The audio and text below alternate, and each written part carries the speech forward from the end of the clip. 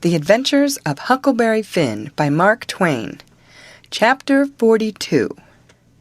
The old man was uptown again before breakfast, but couldn't get no track of Tom, and both of them sat at the table thinking, and not saying nothing, and looking mournful, and their coffee getting cold, and not eating anything. And by the old man says, "Did I give you the letter?" "What letter?" "The one I got yesterday out of the post office." "No, you didn't give me no letter." "Well, I must have forgot it." So he rummaged his pockets, and then went off somewheres where he had laid it down and fetched it, and give it to her. She says, "Why, it's from St. Petersburg. It's from Sis." I allowed another walk would do me good, but I couldn't stir. But before she could break it open, she dropped it and run, for she see something. And so did I. It was Tom Sawyer on a mattress, and that old doctor, and Jim in her calico dress, with his hands tied behind him, and a lot of people. I hid the letter behind the first thing that come handy and rushed. She flung herself at Tom, crying, and says, "Oh, he's dead! He's dead! I know he's dead!" And Tom, he turned his head a little, and muttered something or other, which showed he weren't in his right mind. Then she flung up her hands and says, "He's alive! Thank God! And that's enough!" And she snatched a kiss of him, and flew for the house to get the bed ready, and scattering orders right and left at the niggers and everybody else, as fast as her tongue could go, every jump of the way. I followed the men to see what they was going to do with Jim, and the old doctor and Uncle Silas followed after Tom into the house. The men was very huffy, and some of them wanted to hang Jim for an example to all the other niggers around there, so they wouldn't be trying to run away like Jim done, and making such a raft of trouble, and keeping a whole family scared most to death for days and nights. But the others said, "Don't do it. It wouldn't answer at all. He ain't our nigger, and his owner would turn up and make us pay for him, sure." So that cooled them down a little, because the people that's always the most anxious for to hang a nigger that hain't done just right is always the very ones that ain't the most anxious to pay for him when they've got their satisfaction out of him. They cussed Jim considerable, though, and give him a cuff or two side of the head once in a while, but Jim never said nothing, and he never let on to know me, and they took him to the same cabin, and put his own clothes on him, and chained him again, and not to no bed leg this time, but to a big staple drove into the bottom log, and chained his hands too, and both legs, and said he warn't to have nothing but bread and water to eat after this till his owner come, or he was sold at auction because he didn't come in a certain length of time, and filled up our hole, and said a couple of farmers with guns must stand watch around about the cabin every night, and a bulldog tied to the door in the daytime. And about this time they was through with the job, and was tapering off with a kind of general goodbye cussin', and then the old doctor comes and takes a look and says, "Don't be no rougher on him than you're obleeged to, because he ain't a bad nigger. When I got to where I found the boy, I see I couldn't cut the bullet out without some help, and he warn't in no condition for me to leave to go and get help. And he got a little worse, and a little worse, and after a long time he went out of his head, and wouldn't let me come nigh him any more, and said if I chalked his raft he'd kill me, and no end of wild foolishness like that. And I see I couldn't do anything at all with him, so I says, I got to have help somehow. And the minute I says it, out crawls this nigger from somewheres, and says he'll help, and he done it too, and done it very well. Of course I judged he must be a runaway nigger, and there I was, and there I had to stick right straight along all the rest of the day and all night. It was a fix, I tell you. I had a couple of patients with the chills, and of course I'd have liked to run up to town and see them, but I doesn't, because the nigger might get away, and then I'd be to blame. and yet never a skiff come close enough for me to hail. So there I had to stick plumb until daylight this morning, and I never see a nigger that was a better nuss or faithfuller, and yet he was risking his freedom to do it, and was all tired out too, and I see plain enough he'd been worked main hard lately. I like the nigger for that, I tell you, gentlemen. A nigger like that is worth $1,000, and kind treatment too.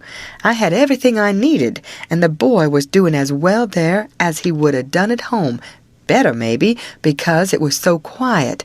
But there I was, with both of 'em on my hands, and there I had to stick till about dawn this morning. Then some men in a skiff come by, and as good luck would have it, the nigger was setting by the pallet with his head propped on his knees sound asleep. So I motioned them in quiet, and they slipped up on him and grabbed him and tied him before he knowed what he was about, and we never had no trouble. And the boy, being in a kind of a flighty sleep too, we muffled the oars and hitched the raft on and towed her over very nice and quiet, and the nigger never made the least row nor said a word from the start. He ain't no bad nigger, gentlemen. That's what I think about him. Somebody says, "Well, it sounds very good, Doctor, I'm obleeged to say." Then the others softened up a little, too, and I was mighty thankful to that old doctor for doing Jim that good turn, and I was glad it was according to my judgment of him, too, because I thought he had a good heart in him, and was a good man the first time I seen him. Then they all agreed that Jim had acted very well, and was deserving to have some notice took of it, and reward. So every one of them promised, right out and hearty, that they wouldn't cuss him no more. Then they come out and locked him up. I hoped they was going to say he could have one or two of the chains took off, because they was rotten heavy, or could have meat and greens with his bread and water. But they didn't think of it, and I reckoned it weren't best for me to mix in, but I judged I'd get the doctor's yarn to Aunt Sally somehow or other as soon as I'd got through the breakers that was layin' just ahead of me. Explanations, I mean, of how I forgot to mention about Sid being shot when I was tellin' how him and me put in that dratted night paddlin' around huntin' the runaway nigger. But I had plenty time. Aunt Sally, she stuck to the sick room all day and all night, and every time I see Uncle Silas moonin' around I dodged him. Next morning I heard Tom was a good deal better, and they said Aunt Sally was gone to get a nap. So I slips to the sick room, and if I found him awake, I reckoned we could put up a yarn for the family that would wash. But he was sleepin', and sleepin' very peaceful too, and pale, not fire-faced the way he was when he come. So I set down and laid for him to wake. In about half an hour Aunt Sally comes gliding in, and there I was, up a stump again. She motioned me to be still, and set down by me and begun to whisper, and said we could all be joyful now, because all the symptoms was first rate, and he'd been sleeping like that for ever so long, and looking better and peacefuller all the time, and 10 to 1 he'd wake up in his right mind. So we set there watching, and by he stirs a bit, and opened his eyes very natural, and takes a look and says, "Hello! Why, I'm home! How's that? Where's the raft?" "It's all right," I says. "And Jim?" "The same," I says, but couldn't say it pretty brash. But he never noticed, but says, "Good! Splendid! Now we're all right and safe. Did you tell Auntie?" I was going to say yes, but she chipped in and says, "About what, Sid?" "Why, about the way the whole thing was done." "What whole thing?" "Why, the whole thing. There ain't but one. How we set the runaway nigger free, me and Tom." "Good land! Set the What is the child talking about? Dear, out of his head again." "No, I ain't out of my head. I know all what I'm talking about. We did set him free, me and Tom. We laid out to do it, and we done it. And we done it elegant, too. He'd got a start, and she never checked him up, just set and stared, and let him clip along, and I see it weren't no use for me to put in. Why, Auntie, it cost us a power of work, weeks of it, hours and hours every night whilst you was all asleep. And we had to steal candles and the sheet and the shirt and your dress and spoons and tin plates and case knives and the warming pan and the grindstone and flour and just no end of things. And you can't think what work it was to make the saws and pens and inscriptions and one thing or another. And you can't think half the fun it was. And we had to make up the pictures of coffins and things and anonymous letters from the robbers and get up and down the lightning rod and dig the hole into the cabin and made the rope ladder and send it in cooked up in a pie and send in spoons and things to work with in your apron pocket. Mercy sakes! And load up the cabin with rats and snakes and so on for company for Jim. And then you kept Tom here so long with the butter in his hat that you come near spilling the whole business because the men come before we was out of the cabin, and we had to rush, and they heard us and let drive at us. And I got my share, and we dodged out of the path and let them go by. And when the dogs come, they weren't interested in us, but went for the most noise, and we got our canoe and made for the raft, and was all safe, and Jim was a free man, and we done it all by ourselves. And wasn't it bully, Auntie? Well, I never heard the likes of it in all my born days. So it was you little rapscallions, that's been making all this trouble, and turned everybody's wits clean inside out, and scared us almost to death. I've as good a notion as ever I had in my life to take it out of you this very minute. To think here I've been night after night. You just get well once, you young scamp, and I lay I'll tan the old Harry out of both of ye. But Tom, he was so proud and joyful, he just couldn't hold in, and his tongue just went it, she a-chipping in and spitting fire all along, and both of them going it at once, like a cat convention. And she says, "Well, you'll get all the enjoyment you can out of it now, for mind I tell you, if I catch you meddling with him again—" "Meddling with who?" Tom says, dropping his smile and looking surprised. "With who? Why, the runaway nigger, of course. Who'd you reckon?" Tom looks at me very grave and says, "Tom, didn't you just tell me he was all right? Hasn't he got away?" "Him?" says Aunt Sally. "The runaway nigger? 'Deed he hasn't. They've got him back safe and sound, and he's in that cabin again on bread and water and loaded down with chains till he's claimed or sold." Tom rose square up in bed, with his eye hot and his nostrils opening and shutting like gills, and sings out to me, "They hain't no right to shut him up. Shove! And don't you lose a minute. Turn him loose. He ain't no slave. He's as free as any creature that walks this earth." What does the child mean? "I mean every word I say, Aunt Sally, and if somebody don't go, I'll go. I've known him all his life, and so has Tom there. Old Miss Watson died 2 months ago, and she was ashamed she ever was going to sell him down the river, and said so, and she set him free in her will." "Then what on earth did you want to set him free for, seeing he was already free?" "Well, that is a question, I must say, and just like women.